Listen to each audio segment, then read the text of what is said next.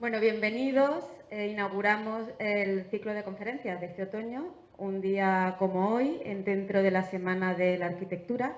Ya sabéis que ayer fue el Día Internacional de la Arquitectura, donde se reivindica la calidad arquitectónica como una garantía hacia el bienestar social y la sostenibilidad. Qué mejor que tener en esta semana a Pedro Torrijos, que nos va a deleitar con alguna de sus historias. Em, lo conoceréis porque es colaborador de Cadena Ser en el programa Hoy por Hoy con Ángels Barceló. Es autor de diversos podcasts y está a tope en redes sociales, en canales de YouTube, Instagram, Twitter. Y además de, bueno, arquitecto y gran divulgador, pues es autor de varios libros. Entre ellos, lo tengo aquí la chuletita, La tormenta de cristal y Territorios improbables. Pues, Pedro, muchas gracias por estar aquí con nosotros. Muchas gracias a vosotros por invitarme. Buenas tardes, buenas noches. Aquí vivís, Noche. aquí vivís en el futuro. Está guay. En Madrid estamos todavía, es un poco de día, y en Galicia, donde he pasado todo el verano, pues todavía quedan 2 horas de sol.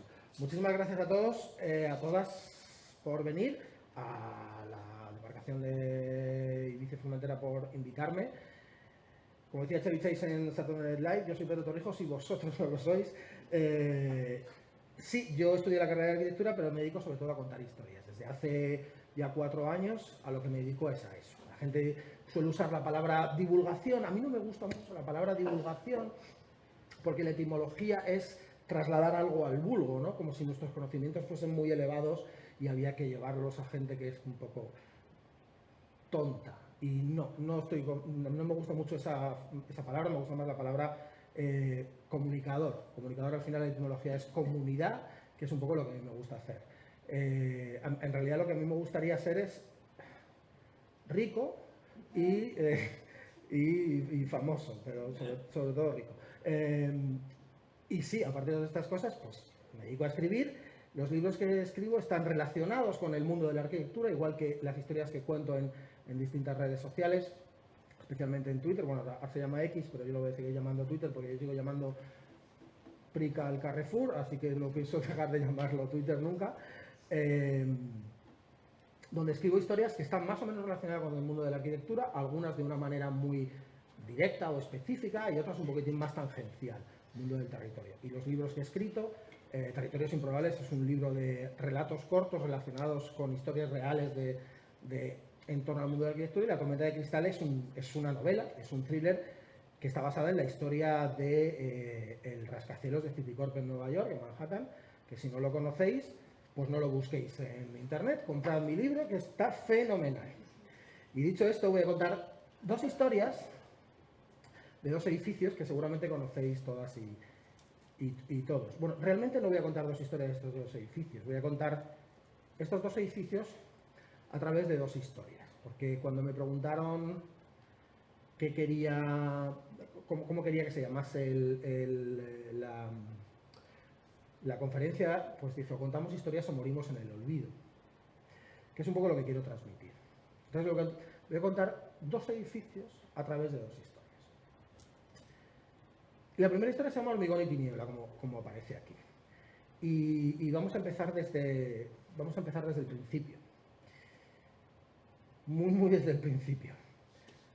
Tanto que empezamos desde el principio del libro del Génesis.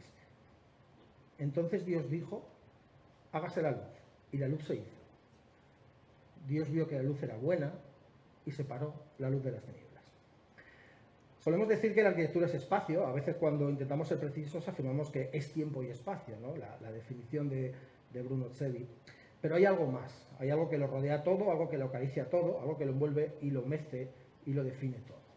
Hay algo antes que el espacio y el tiempo, y eso que hay es la luz. La luz es todo, la luz es el principio del tiempo y es el principio del espacio. La luz es el primer motor de la arquitectura, es la máquina omnisciente que hace que la arquitectura sea arquitectura, que imprime existencia a la existencia.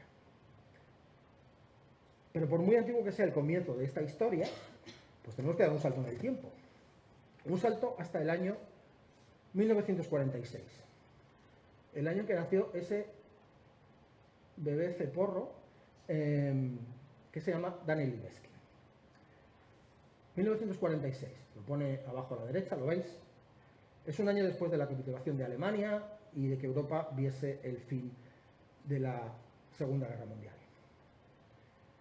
Es el ceporro, bebé que apenas tiene menos de un año, se llama Daniel. Y al niño Daniel le gustaba la música. Cuando ya creció, ya no era un bebé, era un niño, y al niño Daniel le gustaba la música, le gustaba la matemática del sonido y le gustaba la precisión de la armonía. Y el niño Daniel tocaba el acordeón y lo tocaba muy bien. Lo tocaba tan bien que con solo 7 años ejecutó varios conciertos como solista en la televisión nacional. Era un niño prodigio. Cuando el niño Daniel fue el joven Daniel, ya era un músico excelente. A los 13 años viajó por primera vez a Estados Unidos, gracias a una beca de la prestigiosa America Israel Cultural Foundation, la Fundación Cultural América e Israel, donde tocó junto a otro niño prodigio, ni más ni menos que el violinista Isaac Perlman, que es, bueno, en fin, uno de los mejores violinistas de la historia. En 1960, el joven Daniel, ya no era un bebé, ya no era un niño, ya no era un adolescente, era un joven, viajó por segunda vez a Estados Unidos. Cuando puso el pie en el puerto de Nueva York, en Ellis Island, sabía que ese descenso era muy distinto al que había hecho un año antes cuando viajó con Isaac Perlman al aeropuerto John F. Kennedy. Ahora había navegado junto a sus padres y a sus 2 hermanos en uno de los últimos barcos de inmigrantes que cruzaron el Atlántico. Esos barcos que rememoraban a los grandes desembarcos de inmigración del siglo XIX.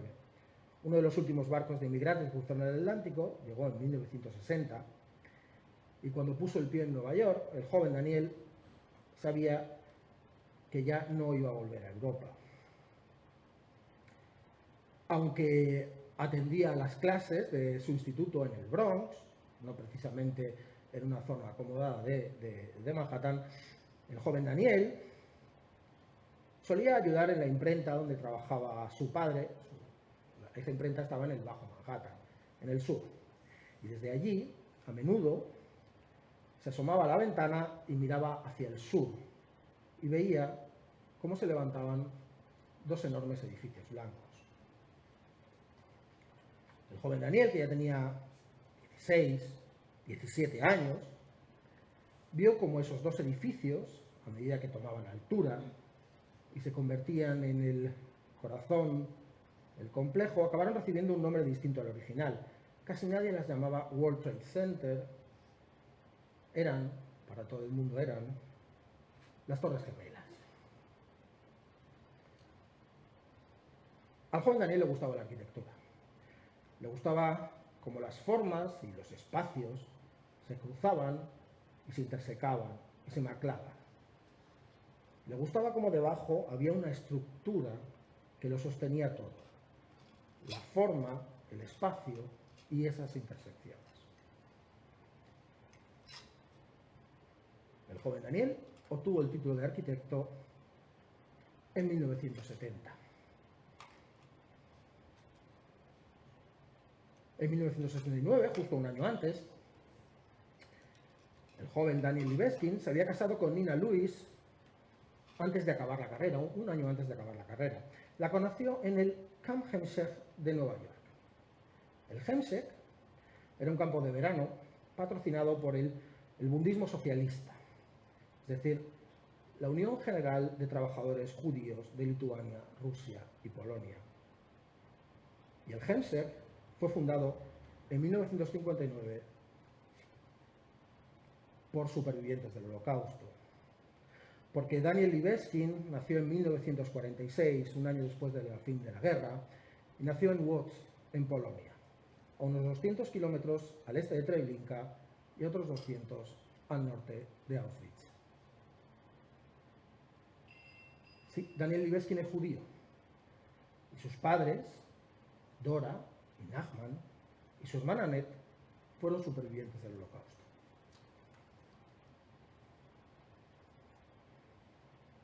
En 1989,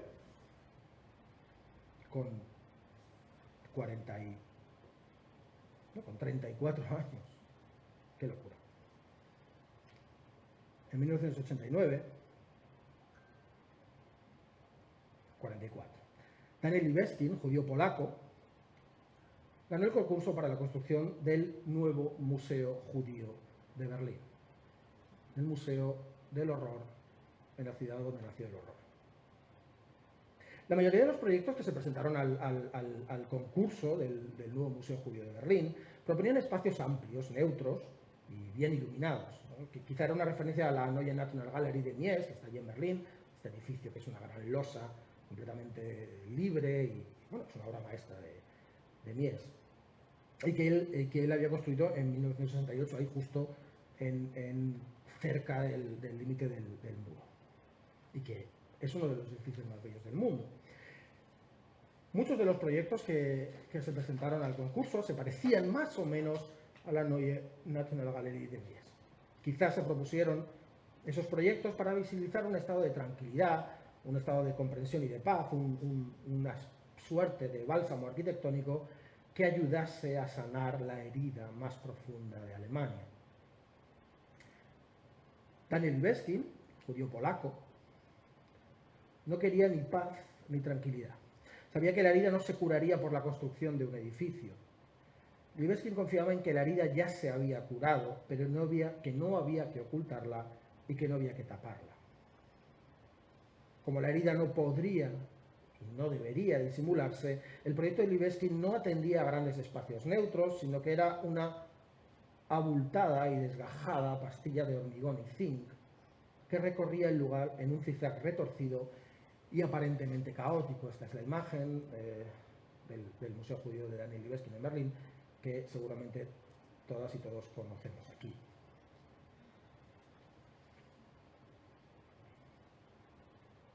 El edificio de Libeskind tiene 100 quiebros en 100 ángulos y 100 estrechísimas ventanas que acuchillan la fachada en 100 itinerarios como 100 tajos de espada y 100 balazos y 100 laceraciones. Es la visibilización de una herida.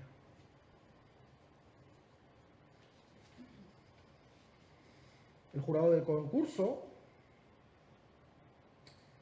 llamó al edificio Relámpago, Blitz, posiblemente por su forma, pero en realidad el Museo Judío es otra cosa. El Museo Judío de Berlín es la piel donde se acumula, es la piel que se acumula donde antes brotaba sangre. Son los tejidos nuevos que aparecen donde antes había un desgarro y un vacío. Es una cicatriz en la memoria de la humanidad. El Museo Judío no tiene puerta de acceso ni salidas visibles al exterior. Si habéis estado, lo comprobaréis. Se llega a través de un paso subterráneo y dentro hay 60 quiebros en 60 secciones que el propio Libeskind dice tomar de los 60 giros que aparecen en la calle de dirección única de Walter Benjamin, por cierto, relacionado con esta isla. Como también dice Libeskind que se inspira en el Gedenkbuch, que es el libro que recoge los nombres de todos los judíos que fueron víctimas del Holocausto. Y como Libeskind también era y es músico, él considera que el edificio es el acto final de la ópera Moses und Aaron, Moisés y Aarón, que Arnold Schoenberg dejó inacabada. Arnold Schoenberg, músico alemán, de alguna manera creador del dodecafonismo, y que en una de sus declaraciones de entreguerras decía que había descubierto la manera de que la música alemana volviese a dominar el mundo. Entre todas estas referencias, que son invisibles, pero que existen, que están ahí, y todos esos quiebros transitables, pero sin salida aparente, el edificio es atravesado por una serie de vacíos que son inaccesibles y que revelan una estructura portante que no parece tener relación con la forma. En estas imágenes se ve bien cómo esas vigas, no sé cómo llamarlo, que están en la parte superior de las escaleras, son absolutamente inaccesibles y atraviesan el espacio. Unas vigas inquietas, incomprensibles, que agujerean el aire como lanzas de hormigón. Tan solo hay dos vacíos que pueden recorrerse en el Museo Judío de Berlín. Uno es el vacío de la memoria, este de aquí, donde el escultor israelí Menashe Harishalan inunda el suelo con 10.000 caras de acero. Y cuando atraviesas ese espacio, te ves obligado a pisar esas caras de acero. Y cuando las pisas, esas caras suenan. Esas caras suenan, chirrían, gritan. No es un símbolo y no es una alegoría, son 10.000 caras que gritan como gritaron las víctimas de la Shoah, o como grita cada víctima de la violencia y de la guerra. Porque es muy difícil creer que la guerra que Libeskín no vivió por apenas un año, pero que experimentó a través de la historia, y aún más cerca, a través de su propia familia, no modelase el otro gran vacío accesible del Museo Judío de Berlín, que es la Torre del Holocausto. Como al resto del edificio, a la Torre del Holocausto no se llega por ninguna puerta y no tiene ninguna salida al exterior. Apareces dentro, desde un pasillo, en el sótano. Y dentro no hay nada. Nada. O quizás lo hay todo. Dentro hay 20 metros cuadrados de superficie, solo 20, y 20 metros de altura de espacio. Entre sus paredes angulosas hay 400 metros cúbicos de aire inalcanzable, en esos 20 metros de altura.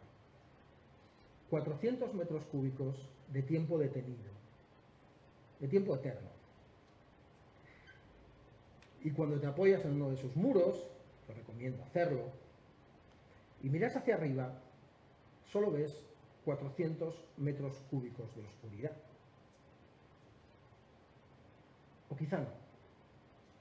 Porque en el Museo Judío de Berlín, Daniel Libeskín, judío polaco, renunció a la tranquilidad, renunció a la comprensión y renunció a la paz, pero no renunció a la luz. Porque la luz, como en el principio del Génesis, es omnisciente, está en todos lados y sin ella no hay nada. Y como dice su propia definición ontológica, la oscuridad no existe sin la luz. En una esquina superior de la Torre del Holocausto hay una finísima línea de luz, una única ventana vertical a 20 metros de altura. Un fogonazo imposible que, breve como un relámpago, ilumina los bordes de una cicatriz construida con hormigón y tiniebla. Esta es la primera parte de la conferencia, la primera historia que hemos contado. Seguramente conocíais el Museo Judío de Berlín, pero muy probablemente no os lo había contado así. Pero como no vamos a estar en este mood un poco sombrío, vamos a irnos a otro edificio muy conocido. Un edificio muy conocido por todo el mundo, es la sede de la Johnson Wax en Racine, en Wisconsin, de Frank Lloyd Wright, y como es un edificio luminoso, es un edificio... Y vamos a cambiar el registro, este registro sombrío, y lo vamos a cambiar por otro, porque este edificio de la Johnson Wax en Racine, en Wisconsin, está sostenido por unos pilares muy bonitos, pero en realidad el edificio de la Johnson Wax está sostenido por los cojonazos de Frank Lloyd Wright. Se suele decir que los arquitectos tenemos un problema de ego, que creemos que sabemos de todo y siempre tenemos razón y somos interdisciplinares y sabemos de música y de literatura y de coches y de fútbol y yo de Peppa Pig, no de Bluey, que tengo un bebé muy pequeño. En definitiva, que somos un poco flipaos y un poquitín cretinos.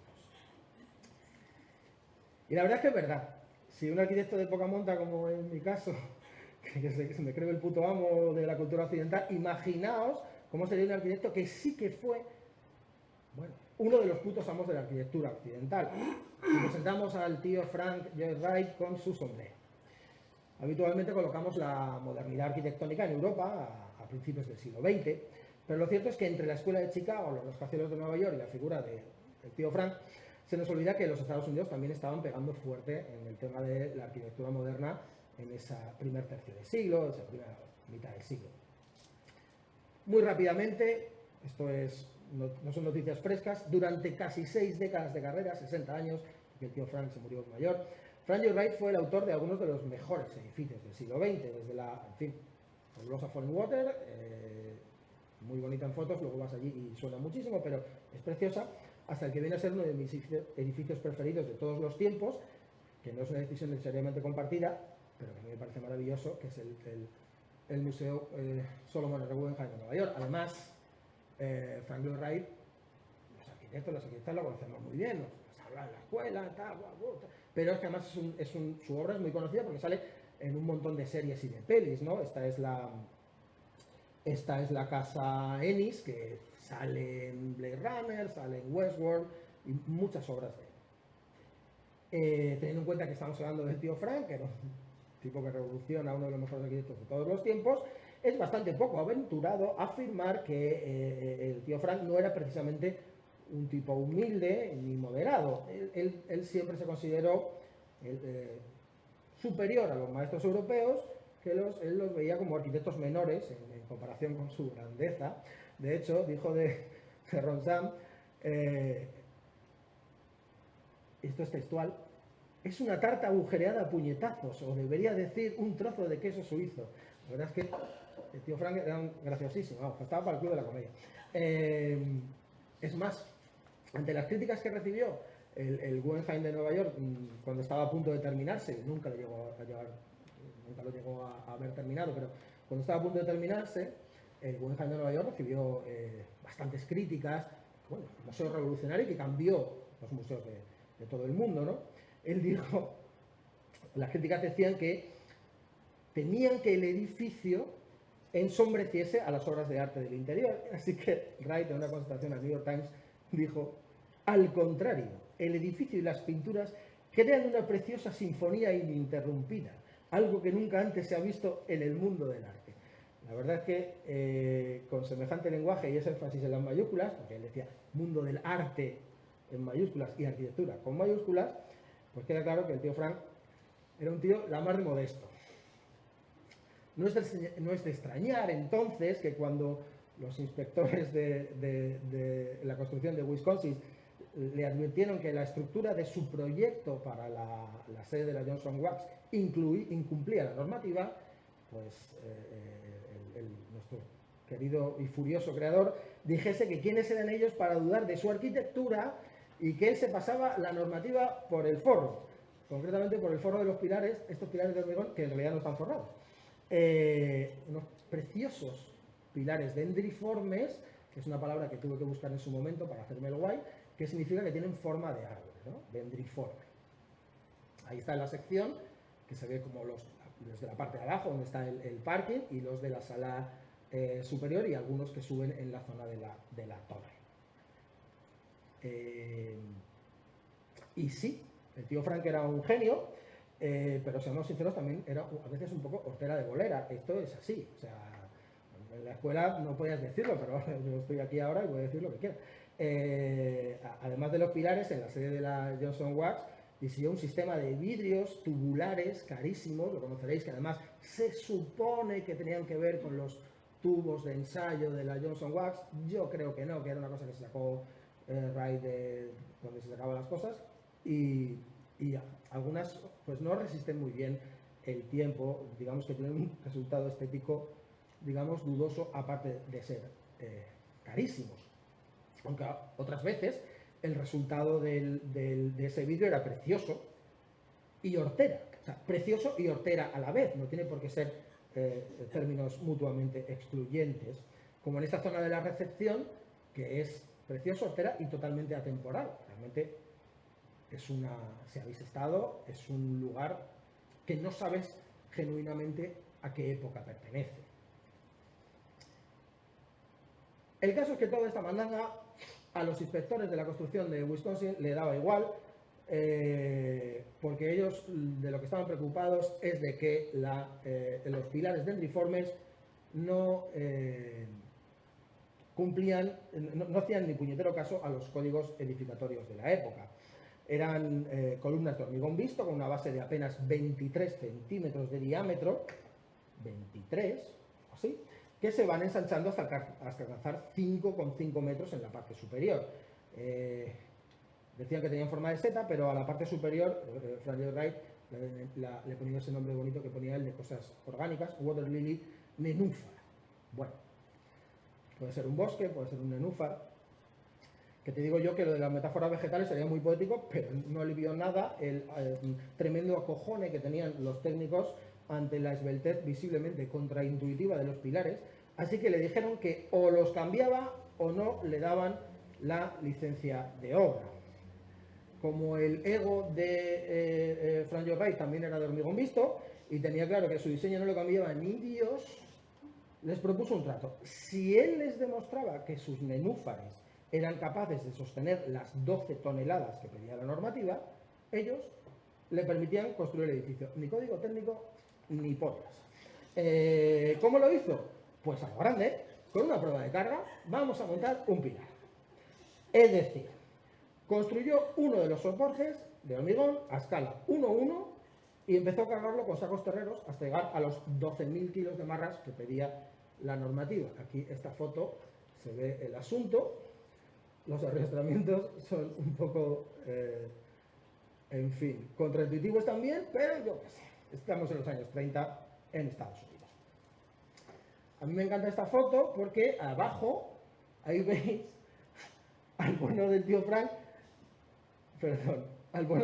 departiendo amistosamente con, supongo, los técnicos estatales, sin prestar cuidado que hay un puto pilar de hormigón a punto de colapsar. Que es que yo estoy ahí y estaría muchísimo más lejos de esa cosa. Pero, bueno, pues era fallo, ¿vale?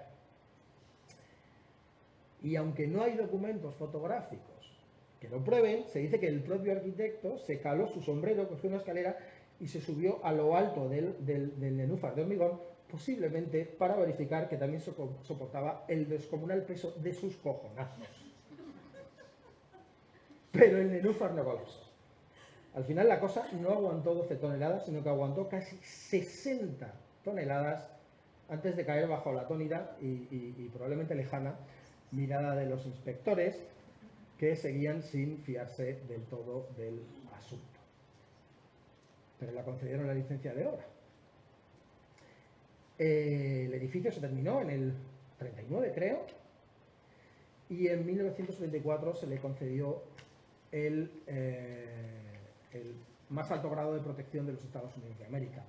Es una obra maestra de la arquitectura absoluta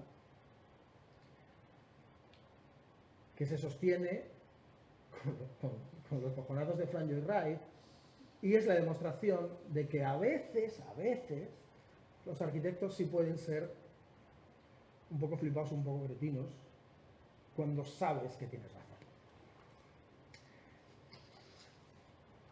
He contado dos historias de dos edificios muy conocidos, pero muy conocidos por nosotros. La historia del Museo Judío, el Museo Judío de Berlín es un poco más conocido entre, digamos, la gente que no se dedica al mundillo. Bueno, porque cuando la gente va a Berlín suele hacer a veces suele hacer esa visita y se hace fotos un poco chorras y un poco, en fin, de mal gusto en un edificio como es el Museo Judío de Berlín. Pero tampoco es tan conocido. Y el edificio de la Johnson Wax, realmente, si nos salimos del mundo del mundillo de la arquitectura, la construcción, pues no es tan conocido, ¿no? Bueno, cuando yo conté la primera historia, la historia del Museo Judío, en Twitter, la leyeron más de 300.000 personas. La historia de los cojonazos de Frank Lloyd Wright la leyeron más de 1.000.000 de personas. De hecho, más de 1.100.000. Esto no es para sacar pecho. Esto es para entender que estamos tan acostumbrados a hablarnos a nosotros mismos, que como decía un profesor mío, que no diré el nombre, si la comunicación no llega, no es comunicación, es masturbación. Estamos hablando todo el rato para nosotros. ¿Alguno estudió en la Escuela de Madrid? Yo no sé si tuvisteis a este profesor, al que tampoco voy a nombrar, pero había una frase que decía en clase que decía: los proyectos se venden solos.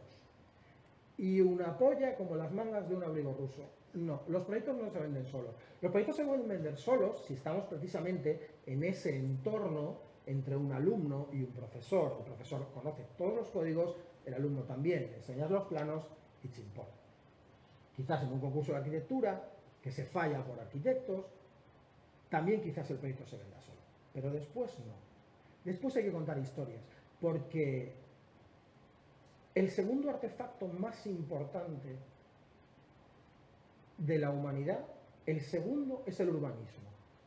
Cómo nos relacionamos físicamente en el mundo físico. Pero el primero, el artefacto más importante que tiene el ser humano es el lenguaje. Y el lenguaje solo cobra sentido a partir de una palabra, bueno, dos en castellano, que es por tanto.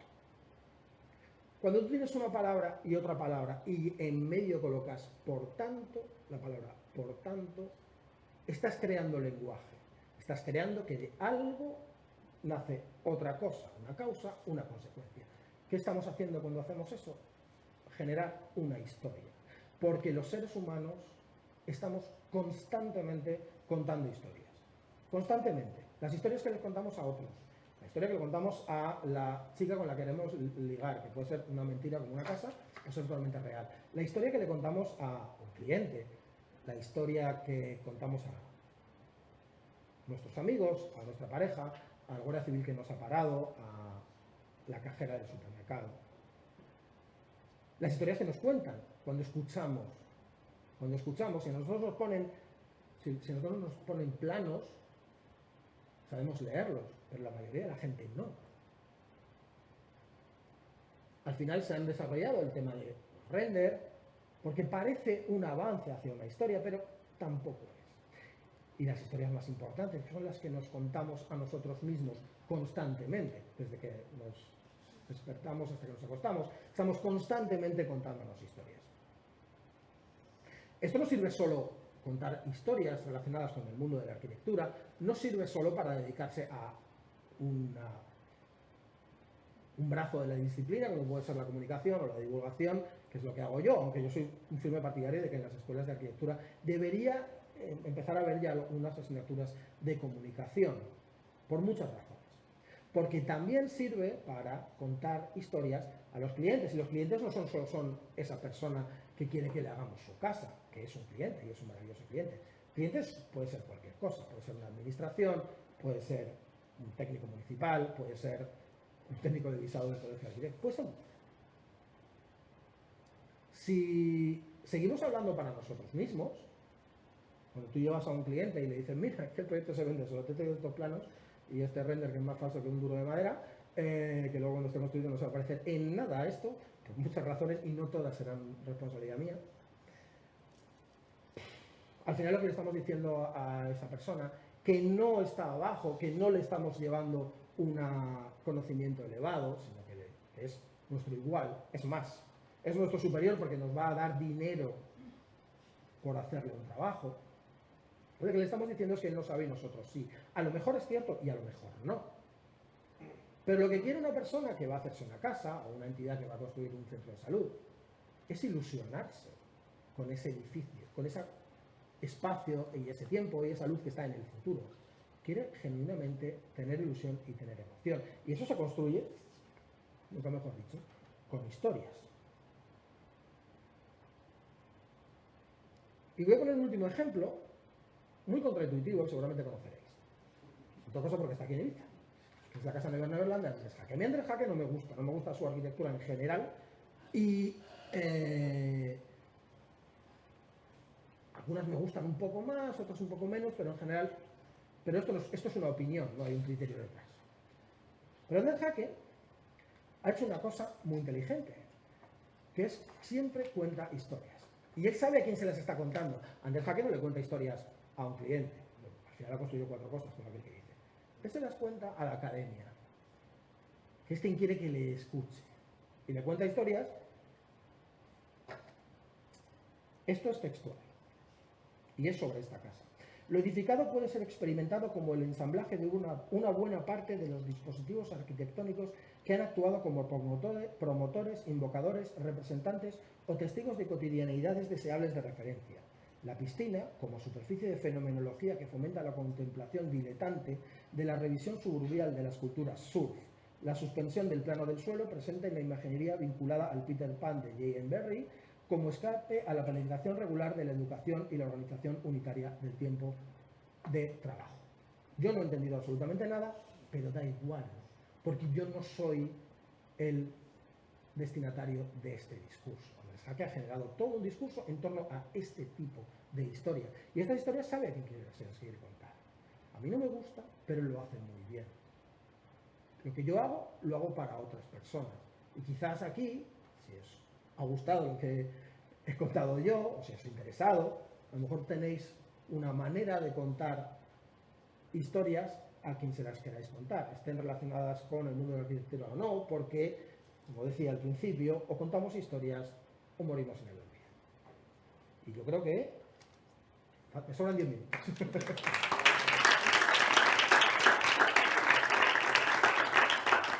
Y como me dedico a contar historias, pues ya sabéis, en las librerías están mis libros, Territorios Improbables, La Tormenta. ¿Tenéis hijos? Tengo un atlas precioso infantil que se llama Atlas de Lugares Extraordinarios, con ilustraciones preciosas, que no he hecho yo. Porque le he hecho una ilustradora profesional que dibuja muchísimo mejor que yo. Así que ya sabéis, si queréis que siga dedicándome a esto, comprad mis libros.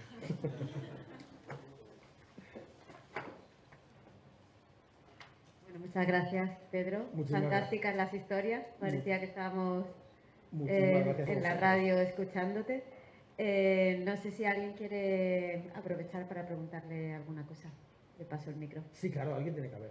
Siempre hay una persona y luego ya hay 2 detrás. Yo estoy a medias de La Tormenta de Cristal. ¿Estás a medias?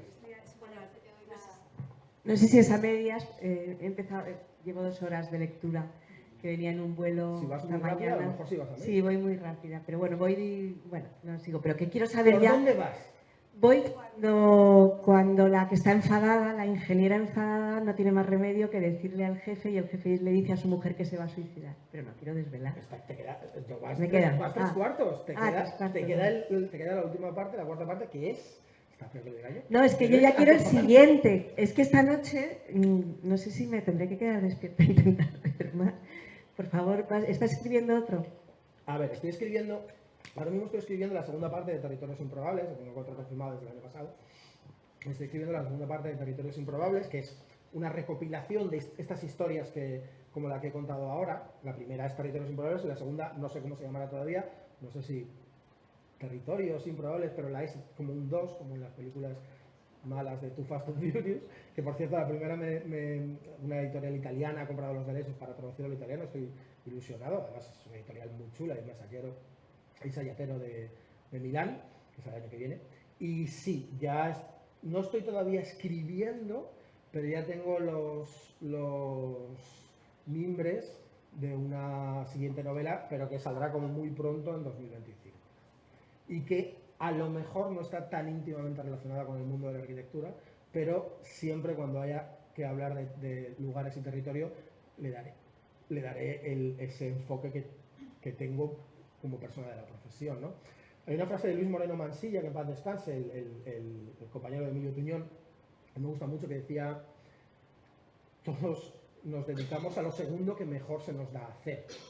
Yo siempre he pensado que sería lo que mejor se le da hacer a Luis Moreno Mansilla, si lo segundo era ser arquitecto. Yo tengo la suerte de, por primera vez en mi vida, desde hace esos 3-4 años, dedicarme a lo que más me gusta hacer. No sé cómo lo he conseguido, no sé cómo se llega, no tengo recetas para esto, pero tengo esa suerte. Y contar historias es lo que me gusta. En este caso está muy relacionada con el mundo más de la ingeniería que de la arquitectura.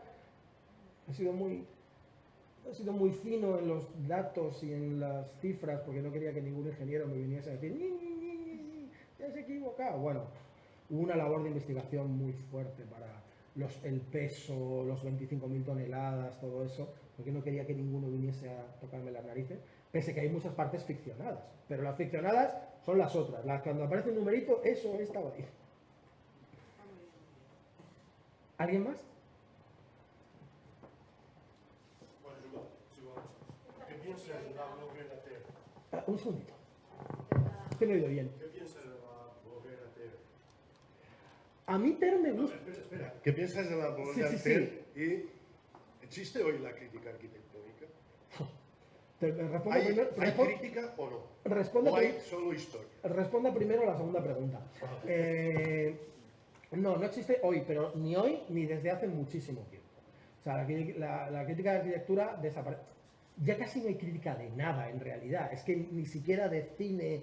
La gente está, sí, pero mucho menos que, salvo personas un poquitín outsiders como Carlos Bollero y tal.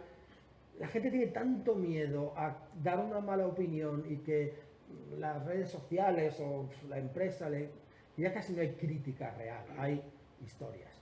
A mí me gustaría que hubiese crítica de arquitectura, entre otras cosas, para que alguien se atreviese a decir como, a mí Andrés Jaque me parece, no un cantamañanas, eso sería mentira, pero una persona que basa su obra en su discurso, lo cual no tiene que ser necesariamente malo, pero da un poco igual. Hace mucho tiempo que no existe, desde el imperio de las grandes revistas de arquitectura, y cuando estamos hablando de las grandes revistas, es que me remonto casi a los años 50 con House and Country en Estados Unidos, ya en la época en la que yo estudiaba, lo importante era publicar. ¿Publicar para qué? ¿Para que te digan que es una mierda de edificio? Pues también lo he publicado, pero no, parece que si está en una revista ya es bueno. No necesariamente, y eso pasa con muchas cosas. Incluso ahora que estamos ya fuera del entorno de los arquitectos estrellas, o deberíamos estar fuera del entorno de los arquitectos estrellas. Estuve hace poco hablando con un tipo que había trabajado toda su vida en el estudio de Rencojas, y estuvimos hablando de Bjarke Ingels, ¿no? Que parece una persona del pasado, un tipo que pertenece a los años 90 y principios de 2000 y no ahora, ¿no? Pero le compran edificios. No existe la crítica de arquitectura y quizás debería de existir. Pero, por otro lado, voy a decir una cosa que mucha gente dice y que yo creo que tiene razón. Criticar edificios buenos es casi un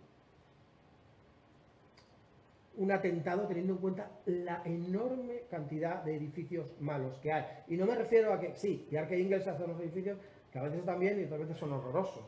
Y no vamos a hablar otra vez de Santiago Calatrava, que por cierto, en su primera época tiene algunos edificios fenomenales. La estación de tren en Zúrich es un edificio fantástico. Eso ya es muñeco de pim pam pum. Pero criticar edificios de Andrés Jaque, más allá de echarnos unas risas entre nosotros o de intentar meternos un poco con los críticos con el Nacho Zabalbesco, los críticos del País o algo así, pues qué sé yo, teniendo en cuenta la enorme cantidad de mierda de edificios, con perdón, que se construyen, yo no sé si tenemos que ir a eso. En cuanto a Ter, a mí Ter me parece una persona estupenda. A mí no me interesa mucho lo que dice, pero me parece una persona estupenda, me parece que estamos en el mismo lado del campo.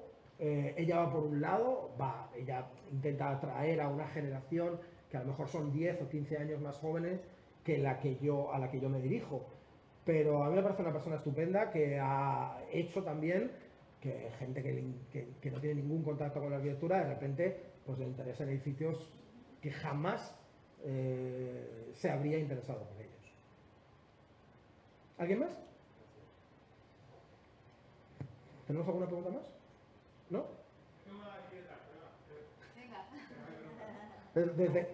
Suena una voz.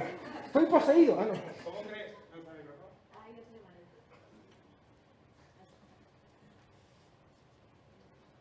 Una de las cosas que de aquí el colegio pues, veníamos hablando con distintas puntas cuando hemos estado y tal y cual, era cómo hacer llegar hacer llegar a los no arquitectos la importancia de la arquitectura y del urbanismo, no de la arquitectura, sino del urbanismo, la buena arquitectura, porque al final convivimos todos en ella y es muy difícil. Lo observo desde un punto de vista de no arquitecto. Muchas veces muchas veces nos preguntamos de qué forma nosotros podemos tener antes una opinión hecha sobre temas que puedan ocurrir en la isla o en el urbanismo de la isla para poder llegar con una opinión ya hecha y que esa opinión sí que sea escuchada de una forma que lo dicen los arquitectos, se lo han pensado bien y merece la pena ser escuchada. Decimos de siempre que para eso tenemos que llegar no solamente a los que tienen nuestra edad o un poco menos, sino desde pequeños, ¿no? Cómo podemos ir a las escuelas, cómo podemos ir educando en las escuelas y dándole la importancia que tiene pues su casa. ¿Cómo crees tú que se puede llegar Hombre, a...? idealmente lo suyo es que hubiese una cierta, iba a decir connivencia, coalescencia con los programas educativos. Idealmente eso sería lo suyo. Y que hubiese profesoras y profesores que contasen historias para acercarse para acercar estas cosas a los niños más pequeños. En el libro este que he escrito yo, pero las ilustraciones no son mías, pues aparte de lugares curiosos, pues hablo del edificio de la Fundación Ford de Nueva York, que es un edificio que no conoce ni Dios que no esté dentro del mundo de la arquitectura, el de Kevin Ross y John Dinkeloo. Yo se lo cuento a niños de 4 a 10 años. Claro, al final es el libro que lo compran 4 o 5 mil personas, porque yo vendo, no soy un bestseller, pero vaya, vendo con más o menos, pero son 4 o 5 mil personas. Si tú colocas Mi posición es dejar de ser educativos. Fíjate lo que te voy a decir. Si tú haces ¿Tenéis hijos pequeños? Porque yo tengo uno de 5 meses. ¿Habéis visto una serie que se llama Bluey? ¿Conocéis una serie que se llama Bluey? Es una serie de dibujos animados australiana, de una familia, son perros, pero son una familia, ¿vale? Son perros antropomorfizados. Es una de las experiencias audiovisuales más bonitas que hay, porque siempre te cuentan historias, siempre suelen ser divertidas, y siempre te están, la famosa frase de Alejandro de la Sota, que no creo que sea de Alejandro de la Sota, dándote liebre por gato. Es decir, te están contando una historia, jajaja, perritos, qué divertido. Y a veces, y hay un capítulo específico, que es que no puedes ver sin llorar. El niño es que jajaja, y tú estás aquí a lágrima viva, porque te están contando unas cosas que si te las cuentan de manera educativa o te están diciendo, mira, es que educar a niños es una cosa muy dura y los padres tienen que estar ahí, y dices, pero en cambio te lo cuentan como en una historia y entonces te llega. Mi idea, o idealmente, lo suyo sería no ser educativos, es decir, no ser programáticos, no decir, pues el urbanismo es bueno porque si te llega la luz y el soleamiento y el viento, sino introducirle a las chavalas, a los chavales, un poco lo que hace Ter, un poco lo que hago yo, que es de otra generación, ¿por qué? O sea, ¿por qué eso? ¿Por qué este urbanismo es mejor? ¿Por qué que te dé el sol es bueno? ¿Qué pasaba en el barrio gótico de Barcelona, que además es un barrio falso, por otro lado, pero bueno, cuando no llega la luz y por qué abrir tal, pero si abres demasiado, no, porque tiene que haber un cierto comercio que imbrique el tejido socioeconómico, pero si yo lo cuento con estas palabras, pues el niño está ya abriéndose las venas a lo largo. No, cuéntale un cuento, que al final es lo que hacemos, cuéntale un cuento. Idealmente, lo suyo sería eso. De la otra manera, pues ya en términos puramente logísticos o digamos programáticos, no sé si de los colegios se pueden organizar charlas o algo así. En el Museo ICO, precisamente, la fundación organiza actividades para niños, creo que no sé si son cada semana o 2 al mes, que pueden o no estar relacionadas con la exposición del momento, pero que lo que tienes es a niños jugando, que al final se trata de eso, que se diviertan. Pero esto vale para niños y para niños de 80 años, para todos. Que te diviertas, que te entretengas, que te lo pases bien. Lo que te llegue después de eso va a llegar mucho mejor que si efectivamente lo que te dicen es tiene que entrar la luz por el este y por el oeste. Porque no crees que, así como has dicho que la segunda cosa más importante era no sé si lo has dicho por el entorno donde estamos, pero era el urbanismo. No, es Y la que primera la comunicación. lo creo firmemente. ¿Eh? Así como todo el mundo, no sé y si no ya creo que sea una opinión única. ¿Eh? Creo que genuinamente es algo que puede ser muy compartido por todo el mundo. Pues poniendo eso en la balanza, a nivel de lenguaje y enseñarnos a comunicar, nos enseñan desde primero, pero a nivel de urbanismo no se enseña absolutamente nada. Hay completa ignorancia de lo que puede aportar, incluso de la gente que está decidiendo. Sí. Y es que tampoco nos enseñan a comunicar, nos enseñan a hablar, que no necesariamente es comunicar. Pero sí, claro. Decirle, es que como tú te relacionas en el entorno físico, es importantísimo. Te voy a contar por qué. Porque al menos en Europa, en la Europa occidental, porque los chalés, el sprawl de chalés es algo cada vez con menos sentido. Puedo entender chalés adosados, pero el gran sprawl de chalés que existe en Estados Unidos, los grandes suburbios, las little boxes de la Levittown, es algo que ya no tiene ningún sentido. Te voy a contar esto, pero ¿cómo te lo voy a contar? Pues a lo mejor así, a lo mejor con la canción de Little Boxes, que salía al principio de la serie Weeds, no sé si os acordáis de ella, era una serie de una ama de casa que pillaban a su marido con drogas, resulta que vivía en un suburbio de estos idílicos de Estados Unidos, con sus chalecitos sin valla, ¿no? Directamente sobre la acera, pillaban a su marido traficando con drogas, ella no sabía nada, pero resulta que ella acababa tomando el negocio del marido y tal, y empezaron una canción muy chula que se llama Little Boxes, Little Black Tiki Town, they're always all the same. Todas las cajitas son todas iguales. Y lo que se veía era un suburbio de esto con estas casitas que al final son todas iguales. ¿Por qué esto no es bueno? Pues a lo mejor decirte por qué esto no es bueno, pues a lo mejor te puede aburrir.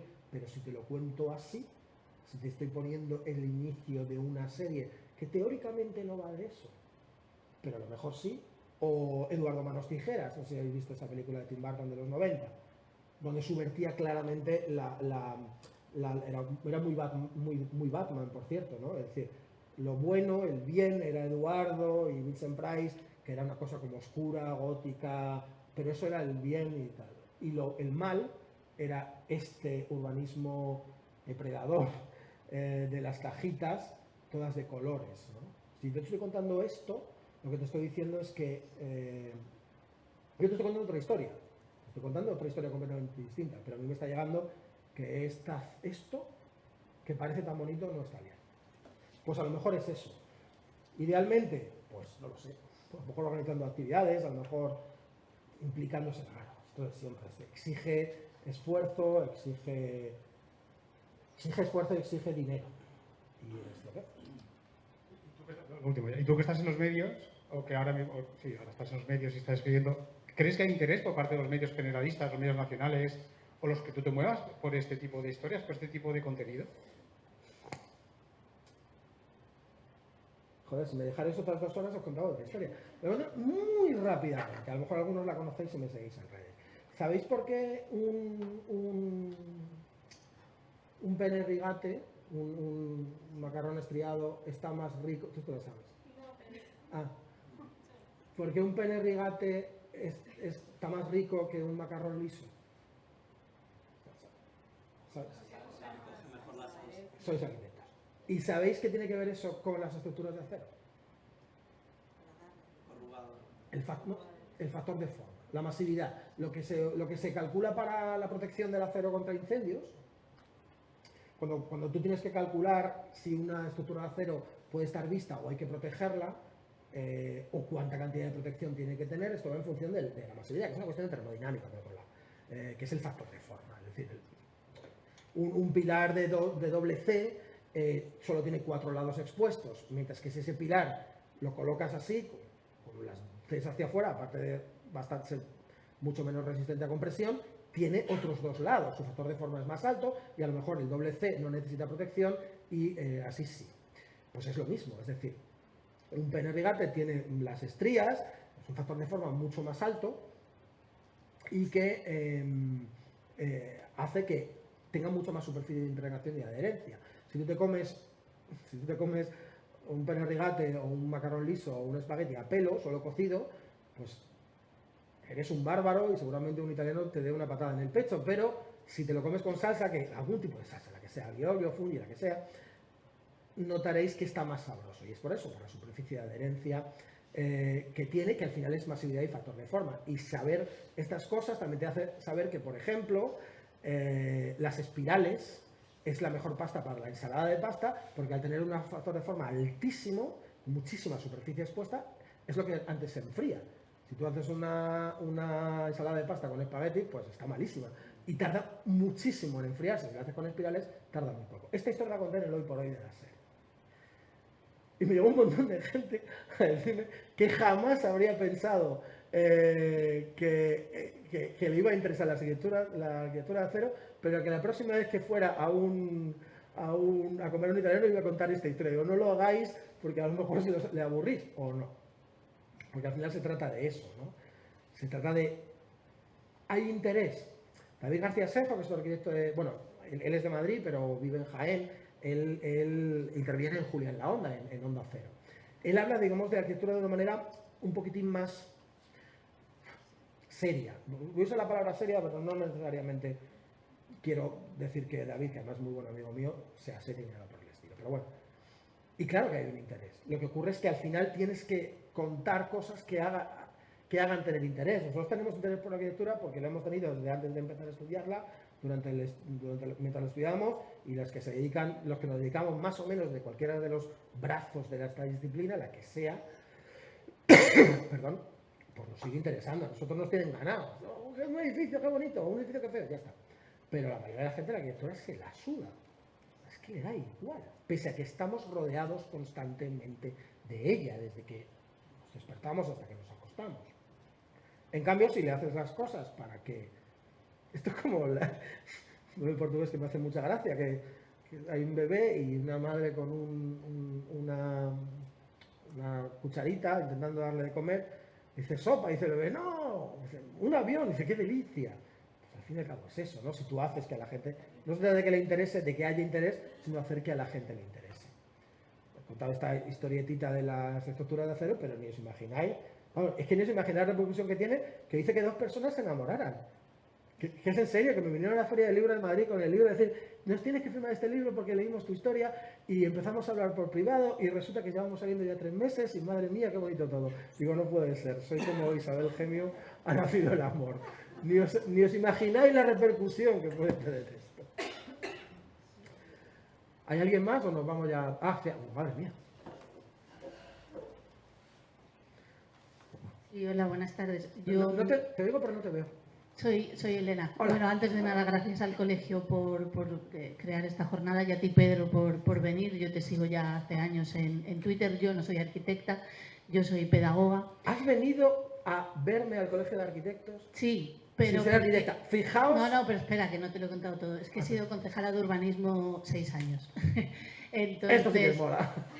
Soy una de esas personas, junto con mi compañero Pep, que nos gusta venir aquí a varias cosas, ¿no?, relacionadas con la arquitectura y el urbanismo, porque nos gusta, pese a no tener vuestra formación. Yo simplemente quería tomar la palabra por un poco la idea que ha enseñado o que ha mostrado José María, porque creo que es muy interesante que vosotros como arquitectos os preocupéis por cómo podemos hacer llegar de una manera más natural el urbanismo y la arquitectura pues a la gente joven o al resto de población pues que como vosotros no es arquitecto. Y a mí me gustaría en concreto dar mi opinión en este sentido por la vivencia de estos años. Yo creo que no es solo contar el urbanismo o contar historias, sino hacer que quien no lo es participe y viva la propia experiencia. Y me explico en 2 casos reales que nosotros pudimos poner en práctica estos últimos años aquí en la ciudad, con niños de colegios, niños y niñas de colegios. Ellos fueron, mediante procesos participativos, los que diseñaron en un parque infantil en concreto que está en Camises. Ellos lo diseñaron por completo. Ellos fueron los que dijeron qué elementos querían, de qué manera, y participaron incluso en las obras, ¿no? Hacían visitas de obras y demás. Con el 3er ciclo de primaria era, ¿no? De los colegios de alrededor del barrio. Todos participaron, claro. el día de la inauguración era su parque, eran ellos los que habían hecho el parque. Entonces, va más allá de contarles, es vivirlo desde el principio. Y luego otra experiencia que hicimos que salió súper bien y que yo también os animo a que sigáis trabajando desde el colegio o desde vuestros propios despachos, fue que hicimos una maqueta de la ciudad de Ibiza. La ciudad de Ibiza, el municipio es muy pequeño, son 11 kilómetros cuadrados. Entonces, con Silvia, una chica que es arquitecta, le llaman Silvia la arquitecta, nos propuso un proyecto a Pep y a mí. Pep era concejal de Cultura, yo era de urbanismo y hacíamos de vez en cuando cosas raras juntos. Y una de las cosas que hicimos fue hacer una maqueta de la ciudad, pero a nivel urbanístico. ¿Cómo? Pues cada cole cogía un barrio y lo analizaba desde la perspectiva urbanística, es decir, salían a la calle, miraban cómo eran las aceras de anchas, dónde había equipamientos, dónde había zonas verdes, qué alturas tenían los edificios, y luego en base a un patrón todos hicieron y supieron explicar, pues yo qué sé, zonas como Puig des Molins coincidían que las aceras eran muy estrechas y que había muchos coches y que no tenían un sitio donde jugar, ¿no? Entonces, mi aportación no es tanto para el trabajo que hicimos nosotros, sino para animaros a seguir un poco en esa línea, ¿no? En esa línea de apretar a las administraciones, desde el colegio impulsar pues iniciativas de este tipo, bajar un poco a la ciudad, ¿no? Que a veces los que hemos trabajado aquí en Dalvila nos quedamos un poquito por Dalvila, entonces bajar más y ir directamente a los coles, porque ellos tienen parte de su programa y de su currículum que pueden implementar tipos de iniciativas así si se las proponéis. Y yo creo que es esencial, porque yo estoy segura, hablaba con Pepa ahora, que de esas generaciones de niños y niñas que trabajaron en esos dos proyectos en concreto, hicimos algún otro más, yo estoy segura que allí saldrán arquitectos, arquitectas, aparejadores. Pero es que me da igual, o sea, que salgan o no salgan, al final es gente que le va a interesar la ciudad, Exacto. le va a interesar el mundo del que rodea. Y lo ven hicieron, con otros ojos que no son... Lo que hicieron no fue trabajar, lo que hicieron fue jugar, que eso es lo importante, es hacerles, pues si tú le dices a un estudiante que tú tienes que hacer una maqueta, lo que dice, oh Dios, otra no. Pero tú le dices a un niño, tienes que hacer una maqueta, y le dices, tienes que juntar estas cosas, o estos cubos, o tienes que mirar esto y tal. Lo que le está haciendo es jugar. Y efectivamente hay algunos que luego pero la mayoría acabarán interesados por esto. Y sí, y esto es un poco el palo, ¿no? Los colegios tienen que ser algo más, no solo por esto, que está fenomenal y lo agradezco muchísimo, pero los colegios tienen que ser algo más que solo entidades de visado. Que al final la mayoría desgraciadamente la mayoría de los, aquí quizás no tanto, pero en colegios mastodónticos como el de Madrid, por tamaño y por número de colegiados, al final acaba siendo eso, ¿no?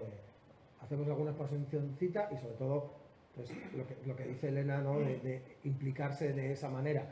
Entiendo que esto al final, la voluntad es muy importante, pero siempre tiene que haber dinero. Tiene que haber dinero para que alguien pueda dedicarse a eso. Que no tenga que ser un rato en los jueves por la tarde, sino que alguien pueda dedicarse a, mira, voy a preparar este programa y voy a ir por los colegios a ofrecer eso. Y esa persona tiene que cobrar un dinero para poder trabajar en eso. Me aparezco aquí, voy a el meeting. ¿Alguien más sabía? Bueno, yo en realidad, principalmente lo que quería era darte las gracias. Te cuento por qué. Bueno, en casa leemos bastante con los niños, tengo 2 niños, leemos bastantes cuentos, siempre, 1 o 2 antes de acostarnos, y los Reyes les trajeron el Atlas de Lugares Extraordinarios, un libro que os recomiendo a todos. Y continuando con tus preguntas y tus cuestiones, José María, ha sido una herramienta fantástica para contarle cuestiones de arquitectura, de urbanismo, pero no solo de estas cosas, de religión, de resistencia de materiales, de cualquier cosa. No hay que llevarlo a una charla técnica y calentarle la cabeza con las cosas que les quieres transmitir directamente ahí con un calzador, sino que sentado o tumbado en la cama, leyendo alguna historia bonita, con unos dibujos bonitos, puedes hablar de resistencia de materiales, hablando de la Catedral de Sigurguán, de cartón, puedes hablar de fricción con patines, puedes hablar de religión con los templos, puedes hablar de física, los ascensores de barcos. Solo tienes que encontrar una excusa para que ellos estén entretenidos y divertidos, y ahí, pues de manera civilina, van entrando en la historia. Y ha sido bueno, todavía siguen y de hecho está ahí el libro, me han pedido que por favor se lo firme. Ah, sí, claro, por supuesto. Luego te lo daré y bueno, pues insisto, ya te di las gracias online, ahora te las doy en persona porque hemos compartido un momento muy bonito en casa y Muchísimas gracias a ti. Muchísimas gracias, de verdad. eso es contar historia. Pues, gracias.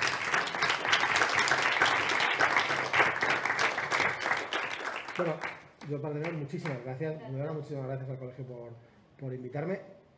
Que sepáis que es la primera vez que un colegio de arquitectos me invita a esto. Sí, porque normalmente a los, Somos es que normalmente a los colegios les... pioneros. Yo a los colegios me ven como demasiado outsider, como demasiado, como poco serio. Como veo como poco serio. Ellos se lo pierden. Bueno, ahora seguimos con un vino y algo para picar. ¿A Sí. quién probar? Tengo que firmar el ¿Tienes que atlas. firmar el atlas? Gracias, Pedro. Muchas gracias.